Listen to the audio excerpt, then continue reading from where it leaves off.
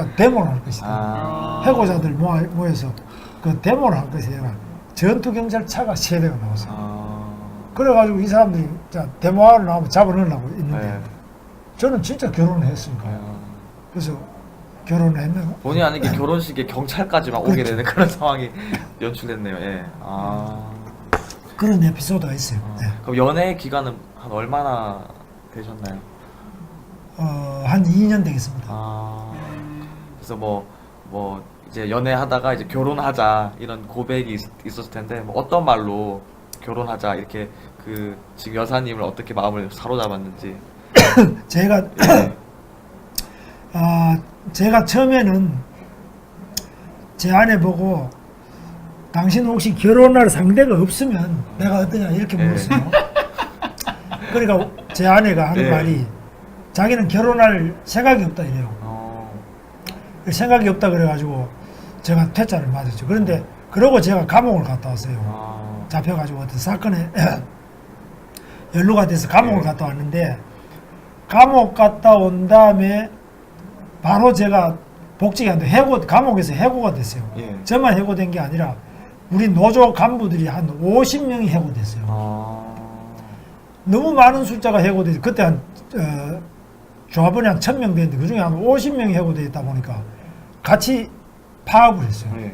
해고자 복직을 이야기하면서 그 파업을 했는데 그때 와서 많이 도와주고 이래가지고 같이 이제 그다음 80년 봄에 노조하는 사람들이 한국노총의 민주화를 이야기하면서 파업을 많이 했어요.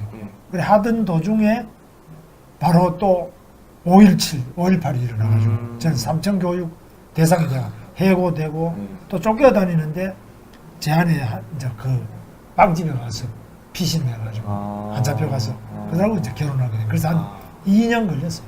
그 요즘 청년들이 생각하는 그런 결혼의 그런 분위기나 이런 거하고 또 너무 달라가지고 예. 제가 상상 속으로만 제가 생각을 하게 되는데 이제 결혼하니까 제가 또 드리고 싶은 질문이 예. 요즘 청년들이 뭐 취업도 잘 안 되고 그래서 네. 취업을 안 하다 보니까 돈도 못 벌고 하니까 결혼도 안 해 그냥 혼자 산다 전부 다 이제 뭐 원룸방 같은 데서 그냥 혼자 밥 먹으러 다니고 아니 혼자 살고 이러고 있는데 진짜 이 제일 큰 문제가 저는 이 일자리 문제라고 생각합니다. 예. 그 만약에 서울시장이 되시면 이 서울시에 이 청년들 일자리 문제 어떤 해결 방법이 있을까요, 후보님? 제가 이제 생각하는 거는 캠퍼스 타운, 네? 스마트 캠퍼스 타운을 만드는데 서울에는 대학이 40개 있어요. 예. 4년제 대학 40개. 서울의 대학은 정말로 젊음의 대학이고 우리 서울의 보배고 대한민국 보배예요. 예. 그래서 서울의 대학마다 대학과 그 주민 그리고 구청, 시청 거기다가 대기업을 또 하나 연결해 가지고 예. 그 대학가 주변에 여러 가지 건축 인센티브를 주는 겁니다. 그래서 낡은 하숙촌 이런 것들을 그 주인들이 힘을 합쳐 가지고 더 높이 지으면서 공원도 만들고 지하 주차장도 만들고 또 학생들을 위한 벤처 창업 공간, 예. 창업 보육 공간이라고 하십니다. 보육 공간, 그 다음에 연구실, 실험실 이런 것들 넣고 도서관, 문화예술회관, 공연장 또 공원 이런 것들을 예. 많이 만들어서 예. 대학하고 협력해가지고 예. 거기에서 바로 창업을 배우고 일자리도 만들어내고 그렇게 하면서 하고 예. 그래도 부족할 거 아니에요. 예. 그런 사람들은 제 생각에는 일본 같은 데도 지금 우리나라 젊은 청년들의 IT 기술 실력 있는 사람이 많이 구하고 있어요. 그런데 우리 나라보다도 봉급이 그렇게 많지 않아요. 일본이. 우리 봉급이 많이 올라가 버렸기 때문에 예. 일본하고 비슷한데 예. 그래도 일본 같은 데 갈 수 있는 사람은 지금 동경도라든지 일본 각고하고 협약을 해서 예. 우리 젊은이들 많이 보내는 프로그램을 만들어 내려고 합니다. 민간이 지금 많이 하고 있는데 그걸 좀 지원해서 더 하고요. 예. 베트남 같은 데도 가는 사람이 있습니다. 예. 베트남에는 이제 과거에 김우중 회장이나 이런 분들이 베트남에 네트워크가 좋아요. 그런 사람에서 하는데 베트남 말 배우고 거기 필요한 경영 능력 같은 걸 높여주고 현지 학습 같은 걸 통해 가지고 여기서 6개월 거기 가서 6개월 해가지고 취업을 시키는데 그런 것도 하고 그래서 세계 곳곳으로 우리 젊은이들이 나가야 됩니다. 국내에서는 지금 어려워요. 그래서 세계 곳곳에 하고 남북 관계 좋아지면 또 북한에는 일자리가 너무너무 많고요. 예. 그래서 이런 면에서 제가 생각하는 것은 그 맞춤형으로 예. 젊은이들에게 맞춤형의 멘토링을 계속하고 그런 스쿨링을 많이 해가지고 직접 해외로 또 필요한 기업에다가 예. 많이 취업을 시키도록 그렇게 하겠습니다.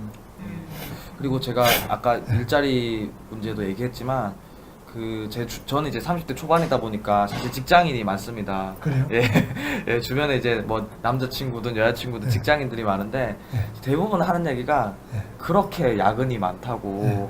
뭐 사실은 뭐 더 늦게까지 하는 게 사실 뭐 법적이든 뭐든 안 되지만은 사실 다 뭐 밤 10시 넘어가는 건 기본이고 뭐 토요일도 나오라 그러고 그런 얘기도 들리고 또 한편으로는 또 우리나라 지금 기업들 너무 기업하기 힘들다 이런 말도 있고 예. 그럼 사실 이런 부분이 사실 상충되잖아요.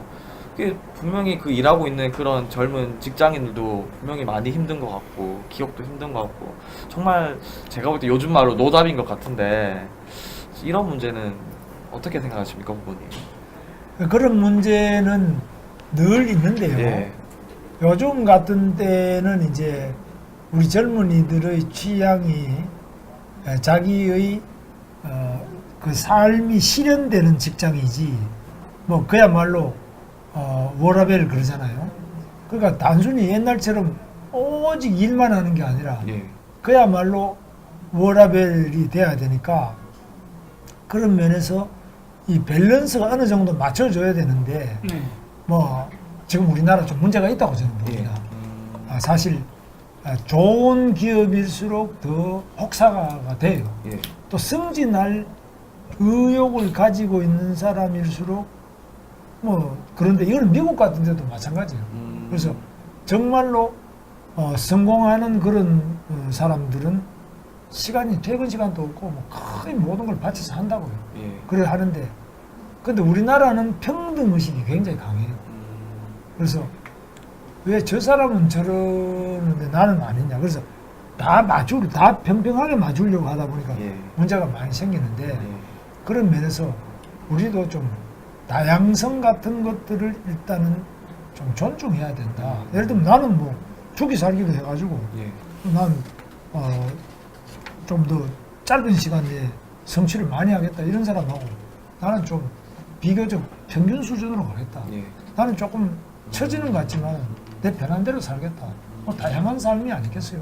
그런데 지금은 너무 많은 그런 젊은이들이 대학을 나와서 고학력 청년이 너무 많은데 비해서 들어갈 자리가 없는데 그거는 특히 소위 말하면 철밥통에 해당되는 사람들 이런 사람들이 예. 너무 또 자리를 꽉 잡고 있지 않습니까? 또 공무원들. 공무원만이 아니라 현대자동차 같은 데도 내가 아. 가보니까 그렇더라고요. 현대자동차 생산직도 자동차 고등학교를 나온 사람이 예. 예를 들면 한 해 200명 이상 졸업하는데 한 명만 넣어달라. 예. 자동차 마이스터고에 예. 졸업생 한 명만 넣어달라. 한 명을 안 뽑아요. 야, 그 지도가더라. 왜 안 뽑냐? 전부 노조원들이 지금 나가지도 안 하고 노조원들이 또 자기 원래 정해진 그 학교 졸업생 외에는 나머지 새로운 학교가 생겨도 그걸 또 안 받아들인다는 거예요. 그런 어떤 철밥통 같은 게 꽉 짜여져 가지고 새로 신참자들이 들어갈 틈이 없는 거예요. 이런 것들이 청년들에게 굉장히 작용하죠. 예. 그래서 사실 청년들을 위해서는 위에 사람들이 좀 빨리 조기 퇴직을 해주는 게 필요하고 예. 그 다음에 청년들의 유연한 임시직이든지 뭐든지 해서 그 실제로 좀 일종의 그런 훈련 기간 같은 것도 좀 많이 열어줘야 되는데 예. 기회가 없잖아요. 그죠? 예. 그래서 이런 부분에서 노동 경직성이 굉장히 많습니다. 그래서 그런 것들 유연하게 풀어준다든지 한데 뭐 그런 것 제도적인 거는 그렇다 치더라도 서울시장으로 살 수 있는 것은 예. 적어도 서울이 많은 기업이 와서 투자하고 또 많은 사업이 일어나고 예. 민간이 여기 투자하고 사업이 많이 일어나는 것이 굉장히 예. 중요해요. 예를 들면 제가 하고 있는 것 중에서 외국 기업 같은 데도 여기에 많이 오도록 하려면 예. 특혜를 줘야 됩니다. 예. 지금처럼 다른 나라 예를 들면 중국 같은 데서는 특혜를 준다. 또 싱가포르, 홍콩에서 특혜를 주는데 우리는 안 준다. 예. 그럼 우리나라 오겠어. 안 오죠. 예. 그러니까 특혜를 주더라도 젊은이들이 일을 하는, 이 좋아하는 데는 특혜를 줘서도 나는 기업을 많이 유치하려고 해요. 예를 들면 뭐 금융이다. 금융인데 한국에 오면은 사무실 같은 거 거의 여의도나 뭐 이 시내 가운데 예. 거의 무료에 해당될 정도로 아주 저렴하게. 뭐 저는 경기도에서 그래도 판교 같은데 GE 있으면 제너럴 일렉트릭. 예. GE가 세계 제1기업 아니에요. 그 GE의 연구소에 한 300명 이상을 채용했는데 거의 이런 건물 6개층을 무료로 거의 무료에 해당되게 줬어요. 그래 주니까 오지. 근데 와서 그 GE CEO가 예. 세계에 한 30개의 연구소가 있어요. 예. 여기 와보고 여기가 최고 좋다고 우리 특혜를 많이 줬어요. 예. 그러니까 좋아하지 뭐. 건물도 좋게 새로 지어가지고 6개층을 전부 다 안 해주지. 돈 별로 신경 안 쓰고 그러니까 직원을 많이 채용해달라고 예. 직원을 채용해서 그 훈련 시켜가지고 예. 거기서 또 세계 다른 다른 브랜치도 보내요. 그러니까 뭐 기업 유치나 뭐 노동 유연성이나 그런 것들이 사실 이런 청년 취업 문제 제일 더 중요한 문제인데 소위 그 다른 정치인들은 이제 뭐 통장을 만들어주고 그 통장에 뭐 청년 수당이라는 이름으로 또 돈을 넣어주고 그런 것들로 참 청년들을 유혹한다고 해야 될까? 예. 그것도 저는 좀 일부 할 필요가 있다고 봐요. 예를 들면 이제 취업을 좀 했다가 자리를 그만두고 다시 자기 훈련을 해서 재취업하려고 하는 예. 이런 경우는 과도기 때문에 사실 필요하죠. 조금 예. 지원이 필요합니다. 정말 그런 게 정말 필요한 복지네요. 그렇죠. 예. 예. 그래서 청년이 정말 졸업은 했는데 당장에 안 되고 대기해야 된다. 근데 조금 더 나는 직업 훈련을 더 받겠다.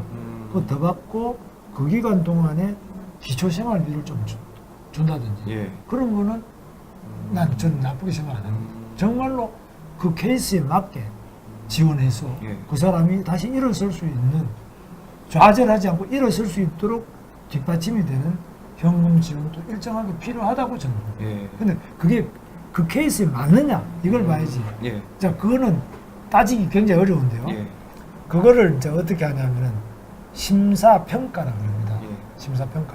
그 심사평가를 하는데 이거는 이제 소위 말하면은 컨설팅을 통해서 이 사람이 진짜 필요하냐, 진짜 진정성이 있냐 이럴 때는 그 평가관이 판정하는 현금을 예. 일정한 기간 6개월이면 6개월 지원해야 됩니다. 그런 그 취업과 관련한 거에 대해서 되게 복지도 선별적으로 잘 이루어져야 되고 이런 것들을 청년들이 많이 후보님 얘기를 많이 귀 기울이면은 많이 공감할 것 같아요. 제가 보기엔. 예. 그래서 저는 경기도에 있을 때 제가 무한 돌봄을 했는데요. 예. 그거는 뭐냐면은 이 복지를 공무원 중심으로 이렇게 A, B, C, D 이렇게 24개를 만들어 놓고 예. 거기에 해당되면 안 줘요. 저는 그렇게 하는 게 아니고 뭐 한 사람 있다 오면 그 사람을 쭉 상담을 합니다. 예. 그래서 컨설팅을 해가지고 상담을 해서 그걸 가지고 사례평가위원회에서 그 사람의 사례가 우리가 지원하는데 뭐를 지원해야 되겠냐? 이 사람이 의료를 지원할까? 예. 현금을 지원할까? 그럼 아니면 주거를 지원할까? 예. 아니면 아기들의 보육을 지원할까? 학령 아이들의 교육을 지원할까? 예. 직장을 지원할까? 이런 것들을 이 전문가들이 논의를 해가지고 그 팀이 한 6명 팀워크 있어요. 예. 한 사람이 컨설팅하고 그 자료를 갖다가 상담하면서 뭐를 5가지 지원하자. 이 사람은 2가지 예. 지원하자. 이 사람 무조건 수술을 해야 되는데 수술비가 500만 원 필요. 500만 원 지원합니다. 그래서 그 사람이 정말 회복할 수 있을 때까지 전폭적인 무한 지원을 해줍니다. 예. 그래서 이 사람이 일어서게 하는 게 목표지. 돈을 얼마를 하면 된다 안 된다 이거는 맞지 않아요. 그래서 예. 무조건적으로 퍼주는 보다는 한 사람 한 사람 잃어버린 한 마리 양을 찾아서 나서서 끝까지 돌봐줘서 일어서게 해줘. 그것이 진정 복지. 네, 맞습니다. 그런 것 같습니다. 네. 제가 또 약간 좀 분위기 전환 차원에서 좀 다른 내용을 또 얘기하고 네. 싶은데, 제가 후보님을 여기 찾아오기 전에 인터넷에 막 검색도 해봤습니다. 아, 예, 그래. 후보님이 예전에 혹시 눈물을 흘린 적은 있는지 이제 네. 제가 찾아봤더니 이런 사진이 있더라고요.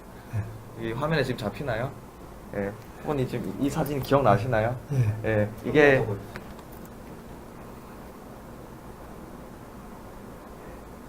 예, 이게 그 군포시에서 111 상담사로 할 때 어떤 가족들의 얘기를 들으면서 그랬다는 것 같아요. 혹시 그때 왜 이렇게 흐느끼시면서 울으셨는지.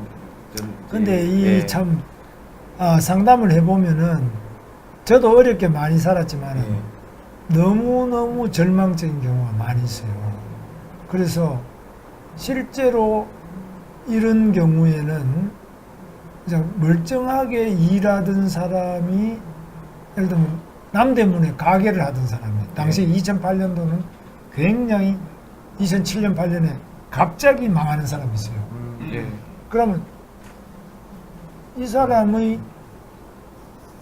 이 자료를 떼보면은 자 가게도 있고 예. 재산도 있고 집도 있고 예. 소득도 있고 차량도 있고 예. 다 있게 돼 있어. 근데 갑자기 망하니까 이 우리 복지는 어떻게 되냐면 최근 6개월, 3개월 전에는 소득도 없고 재산도 없고 아무것도 없어요. 예. 이 사람 당장에 그 빚쟁이가 찾아와 가지고 집은 다 넘어가고 죽인다 그러니까 살기 위해서 도망가. 그러면 애 하나 데리고 도망가고 예. 할머니들 남편들 도망가 버리고 뿔뿔이 흩어져 가지고 저녁에 목욕탕 마치고 나면 그 청소해주고 예.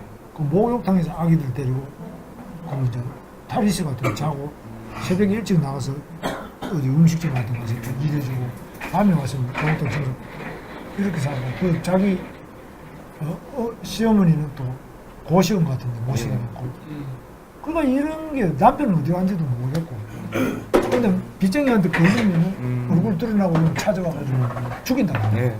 그래서 이런 것도 있고 또 어떤 경우는 미혼모들 같은 예. 경우도 있어요. 남편이 군에 가버린 거예요. 예.